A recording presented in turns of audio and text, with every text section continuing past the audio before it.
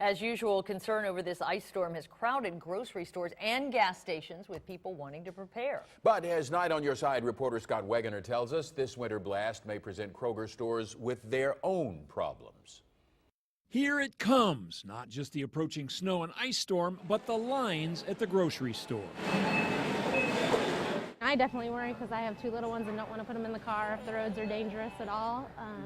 Want to make sure I get all my stuff in advance. It's been crazy. As usual, the fastest movers, milk, eggs, and bread. We called in a few people to help us out. But with this storm, Kroger service manager Aaron Barker says there's an added reason people might want to stock up early. The main thing that we're concerned with now is the storm being in Indiana, because our trucks come from Indiana. If their trucks can't make it, she worries how well stocked the shelves will be. Hey, gas up, there we go.